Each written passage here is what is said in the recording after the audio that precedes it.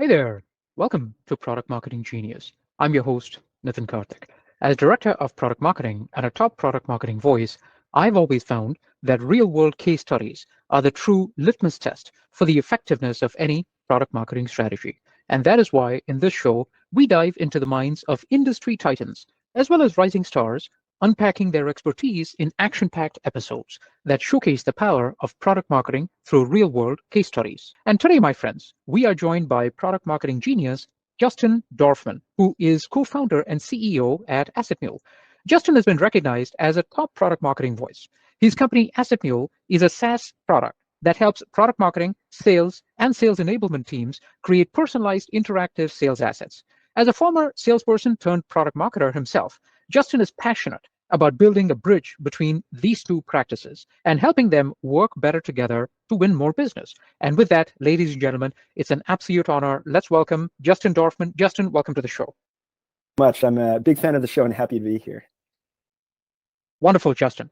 So now we will give the audience a situation from your experience, and we'll use the ABC framework. We'll talk about the antecedents, what were the prior challenges, we'll talk about the behaviors, what were some of the actions that you took, and we'll talk about the conclusion, how things played out. So with that, Justin, pick a situation from your experience and tell us what were the antecedents, what were the prior challenges?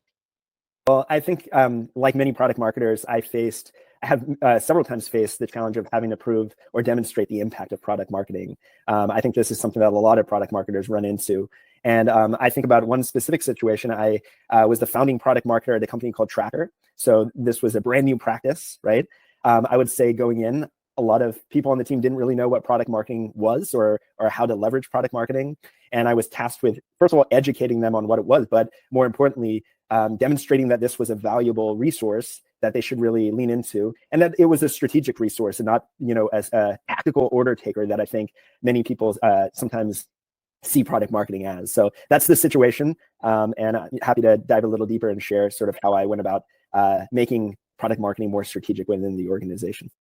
Excellent. Thank you, Justin, for laying out the antecedents. Now let's talk about the behaviors. Tell us, given these challenges, what were some of the actions that you engaged in?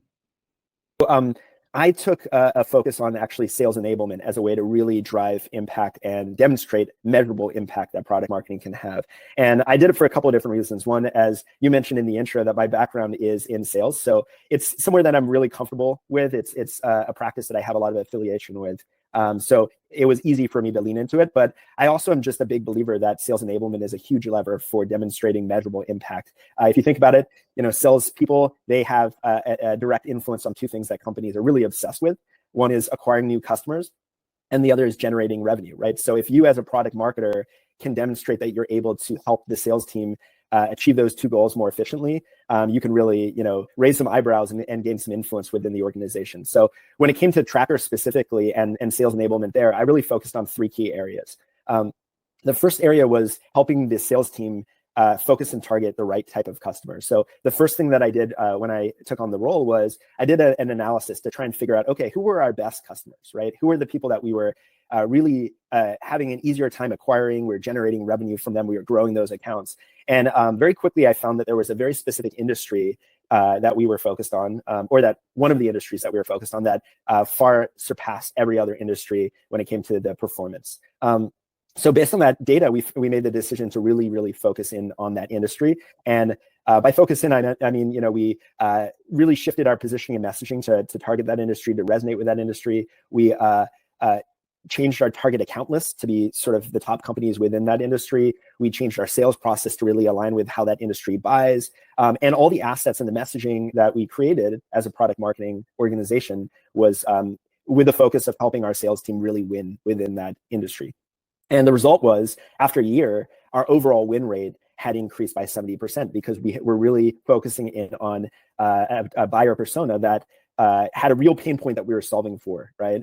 So that was the first sort of example. The second example was one of the main reasons why I was brought in to take on product marketing at Tracker was for those not familiar with Tracker, it's in the influencer marketing space. And it was one of the first players in that space. And over a couple of years, that space really exploded. And Tracker found themselves in a position where, for the first time, they were competing with other companies, right, that had come into the space and had competing solutions. And the sales team was really struggling to differentiate from those competitors. So the second thing that I did was really focus in on the competitive landscape, understanding who those competitors were and how the sales team could position our sales Tracker in a differentiated way from those competitors.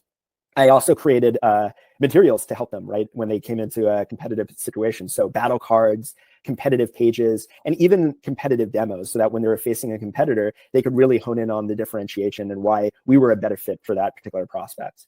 And after doing that, the sales team got really confident against, really, we focused in on 3 specific competitors. And again, within a year, our competitive win rate against those 3 competitors increased by 65%. And then the final thing, and this was kind of off the cuff of that competitive experience, I was really excited by the fact that we were able to overcome that challenge. So I decided to figure out what were the couple of other things that the sales team was really struggling with when it came to friction in the sales process. So I, joined some of our biggest deals and sat in on some sales calls. And working with the AEs was able to uncover that there were really 3 things. One was, social proof that, our prospects really wanted to see who else we were working with and the type of use cases that they were using the product for and the results that they were getting from it. The second was challenges with our pricing model, right? So understanding the pricing model and figuring out how it fit in with that particular prospect. And then the third was making a business case for our solution, right? The sales team was really struggling to help our prospects understand the potential return that they would get on the investment. So with that new knowledge, I rolled up my sleeves and I started creating some assets for that, right? So when it came to the pricing model, I sort of made the pricing model simpler first, but I also created a dynamic pricing calculator that they could use with the prospect to really understand what the pricing would be for them. When it came to social proof, it was all about case studies and building these case studies in different formats, longer form case studies, but also slides that they can include in the deck or videos that we could also throw in there. And then when it came to the business case, it was creating a business case document that included also an ROI calculator where they could put in, the prospect could put in their own inputs and understand what type of a return they could get on an investment in Tracker. And similar to the other 2 situations, after a year of implementing these assets, the sales team became really confident when they faced these objections. And we not only saw the win rate increase, as I mentioned, but we also saw our sales cycles decrease by 30%. So that's just, a couple of examples of how I leaned into sales enablement and was able to create, a demonstrable impact on our business based on working with the sales team and sort of alleviating those objections and friction points that they were having in the sales process. Wonderful, Justin. You've already alluded to some of the conclusions, but given all these actions, I cannot wait to hear. Bring it home, Justin. Tell us once again, bring it home. Tell us, what was the conclusion? How did the situation play out? So I mentioned sort of the metrics that we were able to achieve from these, this sort of leaning into sales enablement, the increasing of the win rate by 70% and increasing the competitive win rate by 65%, and finally decreasing sales cycle by 30%. But really what this did was it built a confidence in both the sales team and the leadership team that product marketing is really a strategic function that can have a real impact on the business. We're not just order takers that are creating assets or giving salespeople materials, even though that's the output of what we were doing, but we were strategic resources that can help come in, identify some of these friction points and these obstacles, and come up with the right solutions to help them overcome it. And as a result, the sales team really leaned in and engaged us whenever they were facing challenges. But the leadership team also started to see product marketing as a strategic function, and so much so that we actually became a part of the board meetings. So in board meetings, you would usually have, sales and marketing and product and engineering and some of these functions. But at Tracker, we actually brought product marketing into the board meetings as well to provide updates on what we were doing and how we were delivering value to the business and the metrics that we were tracking and how we were impacting those metrics. So, in the end, again, being able to demonstrate your impact in that way is key to getting the right level of influence and ultimately a seat at the table going forward. Absolutely fabulous, Justin. So, folks, there you have it. And Justin, if people wanted to learn more about you, where can they find out more about you?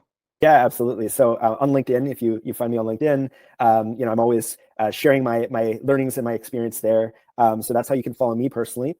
I'm also taking a lot of these learnings that I had from my own experience as a product marketer and applying it to my company, AssetMule. So you can also follow AssetMule on LinkedIn, and we're constantly sharing our learnings and content around what we're seeing out there.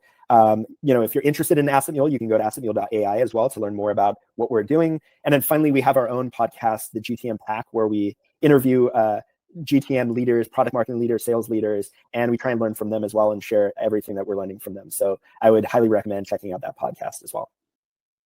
Thank you so much, Justin. That was excellent advice. Folks, definitely reach out to Justin for more great advice like this. And my friends, armed with that knowledge, onward and upward.